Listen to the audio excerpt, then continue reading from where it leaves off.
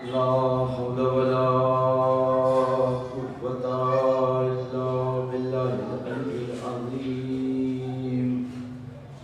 أعوذ بالله من الشيطان اللعين الرجيم. حسبنا الله ونعم الوكيل ونعم المولى ونعم النصير.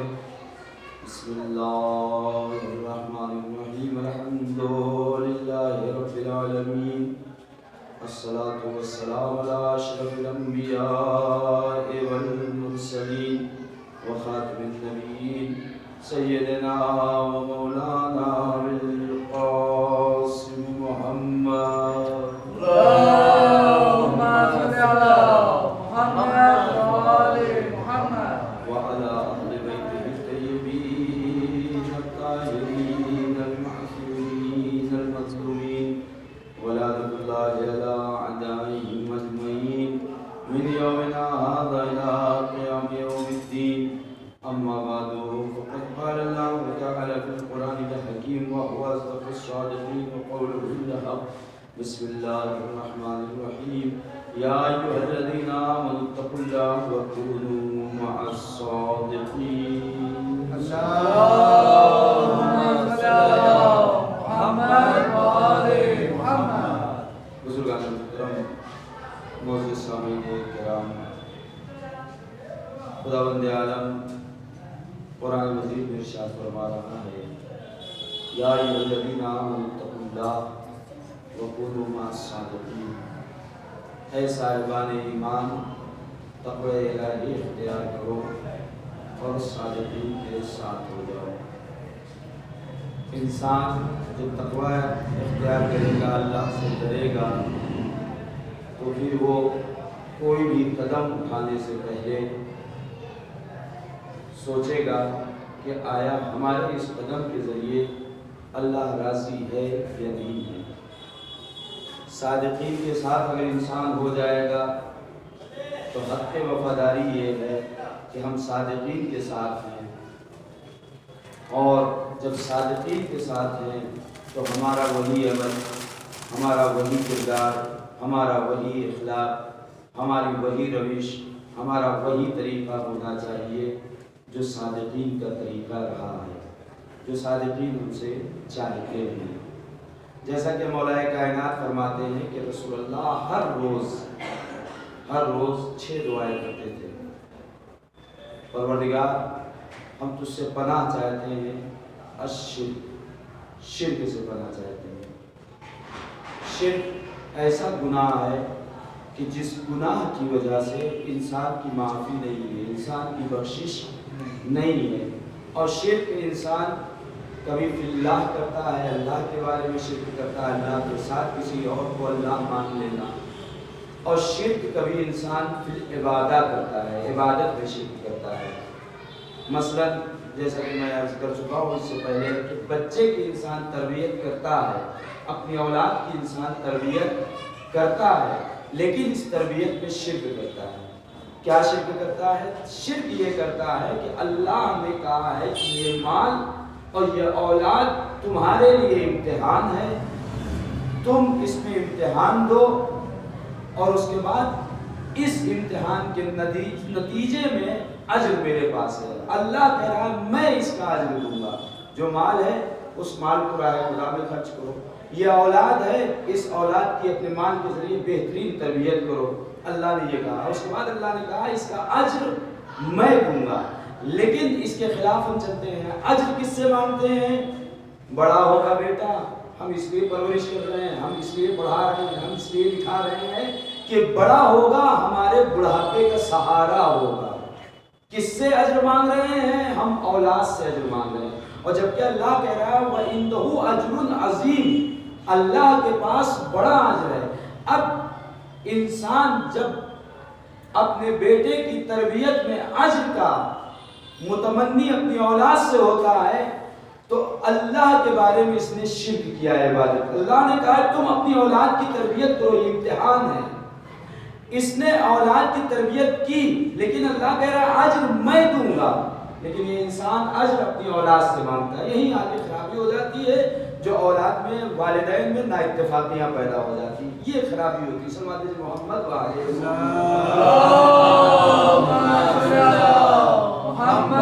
اور جیسا کہ میں نے ایک مثال بھی دی تھی، مدرسے یا ہاسٹل کا ایک وارڈن ہوتا ہے اور اس کا کام یہ ہوتا ہے کہ وہ اس ہاسٹل میں جتنے بھی بچے ہوں سب کی دیکھ بھال، کھانے پینے سے لے کے پڑھائی لکھائی سے لے کر اٹھنے بیٹھنے نماز روزے ہر اعتبار سے وہ دیکھ بھال کرتا ہے۔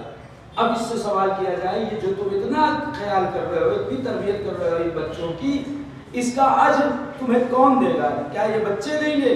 تو وہ جواب دے گا نہیں، بچے تو نہیں دیں گے، اس کا اجر کون دے گا؟ اس کی تنخواہ جو مدرسہ چلا رہا ہے، جو ہاسٹل چلا رہا ہے، وہ دے گا، اجر وہ دے گا۔ اسی طریقے سے اولاد اللہ نے دی ہے، اس کی دی ہوئی امانت ہے، اور اللہ نے کہا ہے تم اس کو اپنے مال کے ذریعے اس کی تربیت کرو، اس کا اجر میرے پاس ہے۔ انسان یہیں پہ آ کے شرک کرتا ہے، اجر اللہ سے نہیں بلکہ بندے سے مانگتا ہے، یہ شرک فی العبادہ ہو جاتی ہے۔ سوال بھیجے محمد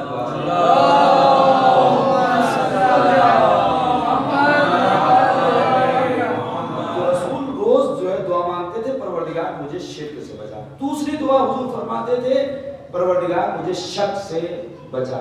انسان جب شک کرتا ہے، شک کی بیماری ہو جاتی ہے تو اچھے اچھے کام خراب ہو جاتے ہیں، محترم آدمی کو انسان ذلیل کر دیتا ہے۔ جیسا کہ ایک واقعہ ہے کہ ایک عابد پہاڑ پہ جا کے عبادت کرتا تھا، پہاڑ پہ جا کے عبادت کرتا تھا، سب سے الگ، ماں باپ گھر پہ ہیں، وہ جا کے پہاڑ پہ اللہ کی عبادت کرتا تھا۔ اللہ کو اس طریقے کی بھی عبادت نہیں پسند ہے کہ ماں باپ کو کنارے چھوڑ لو میری عبادت کرو، پہاڑ پہ جا کے عبادت کرتا تھا۔ ایک دن اس کی ماں کو ضرورت محسوس ہوئی بیٹے کی، پہاڑ پہ جاتی ہے ماں اور جانے کے بعد اس عابد سے سوال کرتی ہے، اس عابد کو بلاتی ہے، وہ عبادت میں مصروف ہے، ماں کے جواب پہ اس نے لبیک نہیں کہا، ماں کی آواز پہ اس نے ہاں نہیں کہا، ماں کی آواز پہ توجہ نہیں دی اس نے۔ جب نہیں دی، ماں نے کئی مرتبہ بلایا تو بس ایک مرتبہ ماں ہے، ماں نے ہاتھوں کو اٹھایا اور بارگاہ رب العزت میں بد دعا کرنی شروع کی۔ جبکہ ماں کو اگر یہ باتیں خواتین تک پہنچ رہی ہیں تو وہ اپنے ذہنوں میں رکھے کبھی اپنی اولاد کو بد دعا نہیں کرنی چاہیے، اس لیے کہ ماں کی دعا اور بد دعا بہت تیز لگتی ہے اولاد کی حق میں، بد دعا بھی بہت تیز اور دعا بھی لگتی ہے۔ دعا دینا چاہیے، بد دعا نہیں کرنا چاہیے۔ جب اس نے، اس کے بیٹے نے کوئی جواب نہیں دیا، بس ایک مرتبہ ہاتھوں کو اٹھا کے کہتی ہے پروردگار میں نے اسے اپنا خون جگر پلایا، اس کی پرورش کی، اس کی تربیت کی، لیکن آج یہ تیری عبادت میں مصروف ہے اور چھوڑ کر مصروف ہے، مجھے چھوڑ کر مصروف ہے، یہاں تک کہ میں اس کے پاس آئی ہوں میری بات کا جواب نہیں دے رہا ہے۔ اور اس کے بعد کہتی ہے پروردگار اس کے ساتھ ایسا کر کہ جو دنیا کی بد کردار عورتیں ہیں اس کے اوپر ہنسیں۔ یہ بد دعا دے کے ماں چلی ہے، ماں چلی آئی، اس پہاڑ کے اس طرف ایک بستی تھی، آبادی تھی۔ اتفاق یہ ہوا اس آبادی سے ایک لڑکی پہاڑ پر آئی، اس پہاڑ پر ایک پہلے سے چرواہا موجود تھا، جانوروں کو چرا رہا تھا۔ جب اس لڑکی کو دیکھا، اس نے زیادتی کی اور اس کے بعد بات وہاں پر ختم ہو گئی۔ کچھ دنوں بعد یہ بات لوگوں میں پھیلی، آثار نمودار ہوئے۔ اب لوگوں نے کہا یہ کس کا بچہ ہے، یہ کیا ہے، تم سے کس نے تجاوز کیا ہے؟ اب وہ کیا جواب دیتی؟ سب نے یہ کہا کہ وہ پہاڑ پہ تو کوئی نہیں رہتا ہے، صرف ایک عابد رہتا ہے، ایک عبادت گزار رہتا ہے، اس کے علاوہ پہاڑ پہ تو کوئی نہیں رہتا ہے، کس نے تجھ سے تجاوز کیا؟ تو اس نے بھی موقع دیکھا، فوراً اس نے کہا کہ اسی عابد نے، الزام لگا دیا اس کو، اسی عابد نے میرے ساتھ ایسا کیا ہے۔ اب اگر کوئی عام انسان کوئی گناہ کرتا ہے تو لوگ اتنا وہ نہیں کرتے، لیکن ایک عابد ہو، متقی ہو، پرہیزگار ہو، دیدار آدمی ہو، اس کے بارے میں جب کوئی گناہ سنتا ہے تو ہر ایک انسان لعنت و ملامت کرنا شروع کر دیتا۔ عابد اتنی عبادت، پہاڑ پہ جا کے عبادت کر رہا، اس کا کردار ایسا ہے۔ اور اس کے بعد حاکم سے جا کے شکایت کی گئی، حاکم نے اس کو بلایا۔ اب جب حاکم کے پاس آئے تو لڑکی نے کہا ہاں انہوں نے کیا، اس کے پاس کوئی ثبوت نہیں تھا۔ تو حاکم نے کہا ایسا ہے کہ بچہ ہو جائے اس کے بعد جو ہے اس کا فیصلہ کرتے ہیں۔ کچھ دنوں تک لوگوں نے انتظار کیا، جب بچے کی ولادت ہو گئی، اب جب بچہ ہو گیا تو لوگ پھر پہنچے حاکم کے پاس کہ اب بچہ بھی ہو گیا ہے، ولادت بھی ہو گئی ہے، اب اس کو سزا دی جائے۔ حاکم نے کہا ٹھیک ہے اس کو پھانسی دی جائے گی۔ حاکم نے سزا سنا دی، پھانسی کی۔ عوام جو موجود تھی وہاں پہ، جو میں نے عرض کیا کہ ایک متقی پرہیزگار دیدار انسان، عابد انسان اگر کوئی گناہ کرتا ہے تو چرچے میں ہو جاتا ہے، اور ہر انسان کی یہ کوشش ہوتی ہے کہ اسے بڑی سی بڑی سزا دی جائے۔ تو لوگوں نے کہا ایسا ہے اس نے اتنا بڑا گناہ کیا ہے، یہ عابد ہے، اسے گدھے پہ سوار کر کے پوری بستی میں پھرایا جائے، اسے رسوا کیا جائے۔ سب نے کہا ٹھیک ہے، حاکم نے کہا ٹھیک ہے۔ گدھے پہ اسے سوار کیا گیا، گدھے پہ یہ سوار ہوا۔ سوار ہونے کے بعد لوگ لے کر چلے لعنت کرتے ہوئے، اس مقام پہ پہنچے جہاں بد کردار عورتیں رہتی تھیں۔ بد کردار عورتوں کو جب پتا چلا کہ ایسا ایسا ایک عابد آ رہا ہے، اس کے اوپر سب لعن و طعن کر رہے ہیں، وہ اپنے چھتوں سے کھڑی ہو کے تماشا دیکھنے لگی۔ بس ایک مرتبہ جیسے ہی یہ عابد ان کے قریب پہنچا تو چھتوں سے ان لوگوں نے دیکھا، اور دیکھنے کے بعد مسکرائیں۔ جب وہ عورتیں مسکرائیں، اسے اپنی ماں کی بد دعا یاد آ گئی کہ ماں نے بد دعا کیا تھا پروردگار کچھ ایسا کرنا کہ بد کردار عورتیں اس پر ہنسیں۔ اس کے ذہن میں یہ تھا کہ ماں کی بد دعا اس وقت میرے اوپر لگی ہوئی ہے، یہ عورتیں ہنسیں، یہ مسکرا دیا۔ اب جب یہ مسکرایا تو بات اور بگڑ گئی۔ اب تو سب کو یقین ہو گیا، وہ اس کا مطلب اس کا پہلے سے یہاں سے تعلقات تھے، اس کے یہ برا ہی تھا، پہلے سے برا انسان تھا یہ، اس نے اتنا برا جو کام کیا اس سے بعید نہیں ہے، چونکہ ایسے لوگوں اس کو دیکھ کے ہنس رہا ہے، اس کا مطلب تعلقات ہیں۔ اب یہ پہنچا، لے کے سب پہنچے اس میدان میں جہاں اسے پھانسی دینی ہے، جہاں اسے سزا ملنی ہے۔ جیسے ہی میدان میں پہنچتے ہیں، بس ایک مرتبہ ماں وہ ہوتی ہے، بد دعا بھی کرتی ہے، اور سب سے زیادہ دکھ اور تکلیف ماں ہی کو ہوتا ہے، ماں کو تکلیف ہوتی ہے۔ تو ماں نے جب یہ دیکھا کہ اب میرے بیٹے کو پھانسی ہونے والی ہے، بس دوڑتی ہوئی حاکم کے پاس آئی۔ آنے کے بعد کہتی ہے حاکم میرا بیٹا بے گناہ ہے، میرے بیٹے نے کوئی گناہ نہیں کی ہے، میں نے اس کی تربیت کی ہے، میں جانتی ہوں اس کے بارے میں، یہ بے گناہ ہے، اس نے کوئی خطا نہیں کی ہے، اس نے کوئی غلطی نہیں کی ہے۔ تو کا ثبوت کیا ہے؟ کہا میری تربیت ثبوت ہے۔ اب اس نے کہا ایسا ہے تمہارے پاس، حاکم نے کہا کیا تمہارے پاس کوئی ثبوت ہے؟ کہا ہاں میرے پاس ثبوت ہے۔ کہا ثبوت کیا ہے؟ کہا یہی بچہ ہے، گواہی دے گا کہ اس کا باپ کون ہے، یہ ہے یا کوئی اور ہے۔ سب ہنسنے لگے، سب مذاق اڑانے لگے، لیکن اسے اپنے پروردگار پہ یقین تھا، جس اللہ نے میری بد دعا سنی ہے وہی اللہ میری دعا بھی سنے گا۔ اسے یقین تھا۔ اسے جب یقین تھا، اس نے کہا میرا گواہ، میرا شاہد یہی بچہ ہے۔ سب ہنسنے لگے، یہ بچہ کیا گواہی دے گا، یہ بچہ کیا بولے گا، اب اسے بولنا بھی نہیں آتا ہے، یہ کیا گواہی دے گا۔ لیکن حاکم نے یہ سوچا کہ بعد میں عورت یہ نہ کہے کہ میں نے کہا تھا میری بات نہیں مانی گئی اس لیے میرا بیٹا مار ڈالا گیا، اس کی زبان بند کرنے کے لیے کہا ٹھیک ہے بچے سے گواہی دلوا دو۔ اس عورت نے دست دعا کو بلند کیا، پروردگار میری آبرو رکھنا، میرے معبود میری عزت رکھنا، تو نے جس طریقے سے بد دعا کو سنا ہے اسی طریقے سے میرے بچے کی، میرے بیٹے کی عزت رکھنا۔ بس ادھر یہ جملے نکلے تھے، یہ معصوم بچہ جو بولنا بھی نہیں جانتا تھا بس ایک مرتبہ کہتا ہے یہ بے گناہ ہے، یہ میرا باپ نہیں ہے، میرا باپ وہ ہے جو فلاں جگہ جانوروں کو چرا رہا ہے۔ اب جب یہ سنا حاکم نے، معمولی سا بچہ، چھوٹا سا بچہ، ابھی یہ بول بھی نہیں سکتا، اس نے گواہی دے دی۔ اب سب گئے تلاش کرنے کے لیے، اس کو لے کر آئے۔ جب وہ آیا ماجرے کو اس نے سنا تو اب تو ڈرا، اب کیا ہے، کہاں چھپا سکتا ہے۔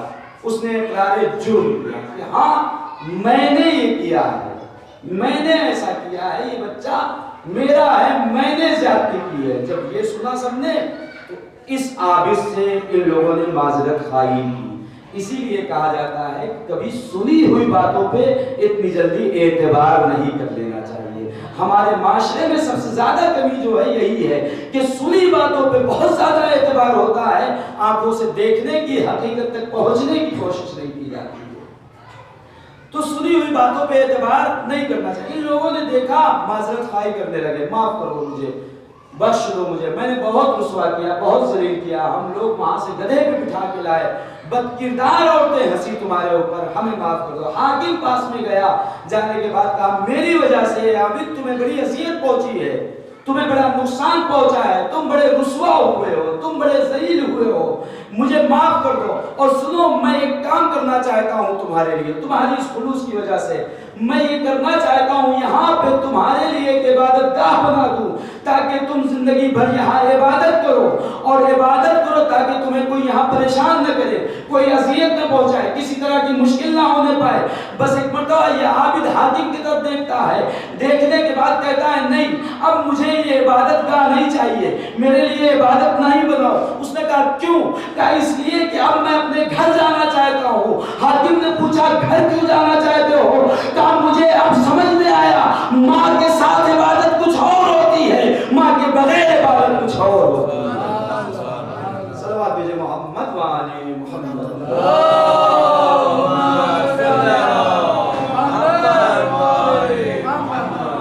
عزیزو، اپنی عبادت میں ایسا نہ ہو کہ ہم اپنے والدین کو غافل بھول جائیں، غافل ہو جائے۔ شب جمعہ ہے، جن کے والدین باحیات ہیں، استغفار کی شب ہے، توبہ کی شب ہے، دعا کرے پروردگار ہمارے والدین کو معاف کرے۔ جن کے والدین اس دنیا سے گزر گئے ہیں ان کے لیے دعا کرے پروردگار ان کے درجات کو عالی کرے، ان کے درجات کو بلند کرے، ان کے مقامات کو بلند کرے، جوار معصومین میں ان کے لیے جگہ کرے، ان کے لیے اصالہ ثواب کرے، سورہ فاتحہ پڑھے، 2 رکعت نماز، جو میں نے اس سے پہلے عرض کی تھی کہ 2 رکعت نماز پڑھے اپنے والدین کے لیے۔ انسان ہدیے والدین، نماز ہدیہ کی نیت سے، جس کا میں نے طریقہ بھی بتایا تھا۔ پہلی رکعت میں سورہ حمد کے بعد انا انزلنا، دوسری رکعت میں سورہ حمد کے بعد سورہ کوثر۔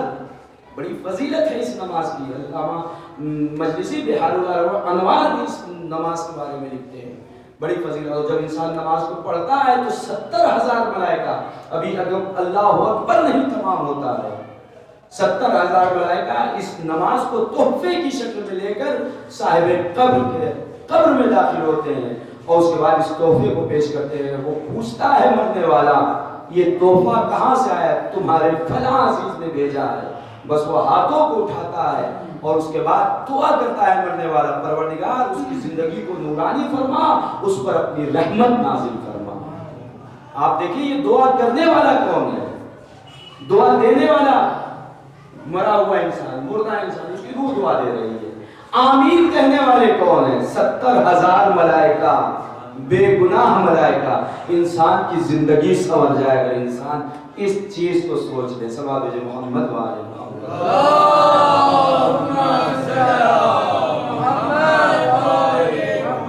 اور اس کے بعد رسول اللہ تیسری چیز روز دعا کرتے تھے، الحمیہ، تعصب سے، بزرگ نمائی سے، تکبر سے بچنے کے لیے۔ یہ ہماری نسل کا ہے، یہ ہمارے محلے کا ہے، یہ ہمارا بھائی ہے، یہ ہمارا عزیز ہے، یہ ہمارا رشتہ دار ہے، اس کا کام ہو جائے، وہ تو دور کا ہے، وہ تو غیر ہے، مستحق ہے، لیکن غیر سمجھ کے تعصب میں آ کے ہمارا نہیں ہے، اس لیے اس مستحق کو ہم نے دور کر دیا۔ اس کی دعا مانگتے تھے کہ پروردگار یہ چیز ہمارے اندر نہ آنے پائے۔ اور تیسری دعا والغضب، پروردگار غصے سے مجھے بچانا۔ اور غصہ انسان کی زندگی کو برباد کر دیتا ہے، غصہ حرام ہوتا ہے، ایسے ایسے انسان فیصلے لے لیتا ہے، غصے میں پتہ چلا طلاق تک کی منزل آ جاتی ہے، گھر چھوڑنے کی منزل آ جاتی ہے، غصے میں والدین سے انسان دور ہو جاتا ہے، باپ بیٹے سے دور ہو جاتا ہے، بیٹا باپ سے دور ہو جاتا ہے، بھائی بھائی سے دور ہو جاتا ہے، غصہ۔ اور اس کے بعد دوسری چیز بغی، سرکشی، بغاوت بہت بری چیز ہے۔ باقی فرعون کو دیکھیے، شداد کو دیکھیے، نمرود کو دیکھیے، ان کا نتیجہ کیا ہوا؟ بغاوت اللہ سے۔ انسان بغاوت کرتا ہے، کبھی اللہ سے بغاوت کرتا ہے، کوئی اللہ نہیں ہے، کوئی نماز نہیں، کوئی روزہ نہیں، کوئی حج نہیں، کوئی کار خیر نہیں، بغاوت ہے۔ جو چیز اللہ نے واجب قرار دی ہے اسے کرنا ہے، اسے انجام دینا ہے۔ اور اس کے بعد والحسد، آخری چیز حسد۔ حضور دعا کرتے تھے کہ پروردگار تو مجھے حسد سے بچانا، اس لیے کہ حسد انسان کے ایمان کو ایسے کھا جاتا ہے جیسے آگ لکڑی کو کھا جاتی ہے، یعنی انسان کا ایمان خراب ہو جاتا ہے۔ اور قرآن کہہ رہا ہے یا ایھا الذین آمنوا اتقوا اللہ وکونوا مع الصادقین، اے صاحبان ایمان تقوی الہی اختیار کرو اور صادقین کے ساتھ ہو جاؤ۔ جب انسان حسد کرے گا تو اس کا ایمان ہی کہاں رہے گا جو صادقین کے ساتھ ہوگا۔ صلوات بھیجو محمد وآل محمد۔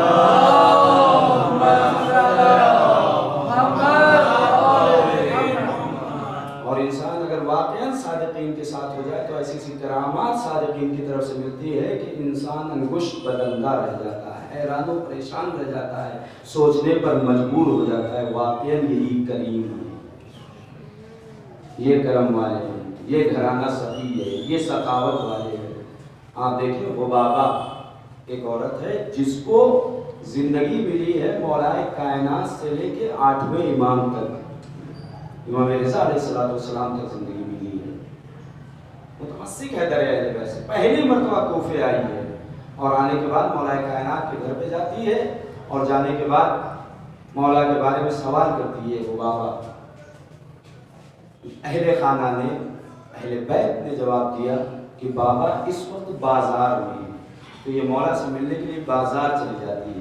اب جب بازار میں پہنچتی ہے تو کیا دیکھتی ہے، بازار ہے، ایک دکان والا ہے، اس کو کوڑے مارے جا رہے ہیں، اور دکان والا یہ کہہ رہا ہے کہ میری غلطی کیا ہے، میری خطا کیا ہے، مجھے کوڑے کیوں مارے جا رہے ہیں؟ تو جواب دیا گیا کہ تو ایسے جانور کو بیچ رہا ہے جس کا بیچنا صحیح نہیں ہے، جائز نہیں ہے، حرام ہے۔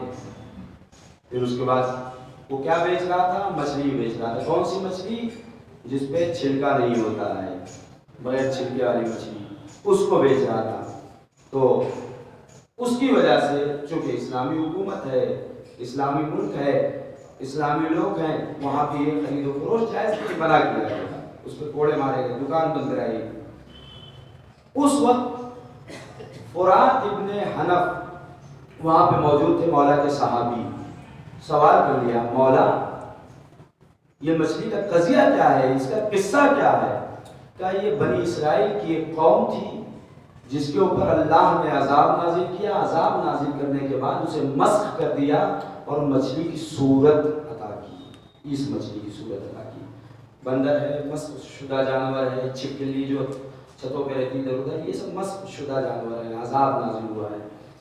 تو سوال کیا اس صحابی نے، مولا فرات ابن حنف نے، مولا کس وجہ سے یہ مسخ ہوئی، یہ کس وجہ سے قوم مسخ کی گئی؟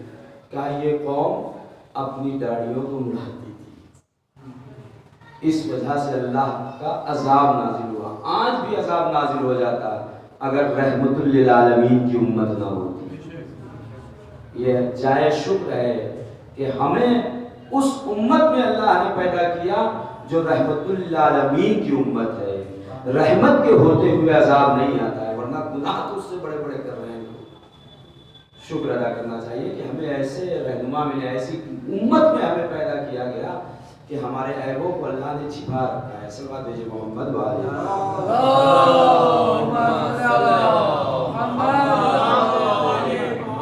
تو یہی حبابہ، اس سے مولا کائنات ایک پتھر دیتے ہیں اور پتھر دینے کے بعد مولا اس پہ اپنی انگوٹھی کا نقش لگاتے ہیں اور اس کے بعد کہتے ہیں کہ یہ پتھر لے، تجھے میرے حکم سے لمبی زندگی ملے گی، میرے 8ویں تک تو پہنچے گی۔ امام نے اسے کہا کہ تیری زندگی 8ویں تک رہے گی، میرے 8ویں بیٹے تک رہے گی۔ اور اس کے بعد کہا تو جب بھی میرے کسی بھی بیٹے، میرے کسی بھی امام کے پاس جانا اور اس نقش کو اس کی انگوٹھی پہ لگانا، اگر مل جائے تو سمجھ لینا وہ سچا امام ہے۔ یہ ایک ذمہ داری اس کے اوپر مولا نے لگا دی، یہ ذمہ داری دے دی۔ اب مولا کائنات کا زمانہ ختم ہوا، امام حسن کا زمانہ ختم ہوا، امام حسین کا زمانہ۔ یہ امام حسین سے ملاقات کرنے کے لیے حج کے موقع پہ گئی۔ اس وقت امام حسین عالی مقام 1000 مسئلے حج کے بیان فرما رہے تھے، بیان فرمایا، یہ خاموش بیٹھی ہوئی سن رہی کہ مولا کب خاموش ہو، کب میں جاؤں امامت کی نشانی حاصل کروں، امامت کے معجزے کو حاصل کروں۔ یہ بیٹھی ہوئی ہے، جب ختم ہوا مولا سے ملاقات کی۔ یہی इमाम हुसैन के बेटे यानी इमाम ज़ैनुल आबिदीन अलैहिस्सलातु वस्सलाम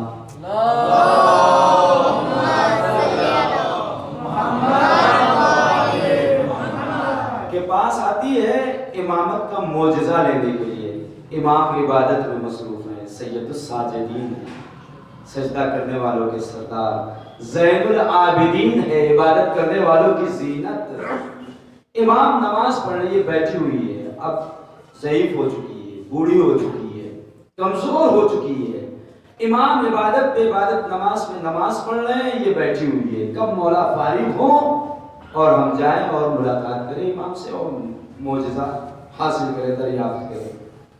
बस ये बैठी हुई है, इसने देखा कि काफी देर हो गई, इमाम से इस तरीके से मुलाकात नहीं हो सकती है, मैं थक चुकी हूँ। बस एक मरतबा जैसे उसने देखा इमाम का सलाम हो रहा, बस इसने ये कहा, मौला मैं बहुत थक चुकी हूँ, मैं बूढ़ी हो गई हूँ। बस इतना कहना था। मौला उसकी तरफ मुड़े और मुड़ने के बाद कहा, क्या कहती है तू? कहा, मैं बूढ़ी हो चुकी हूँ, मैं थक चुकी हूँ, इमामत का मौजज़ा लेने आई हूँ।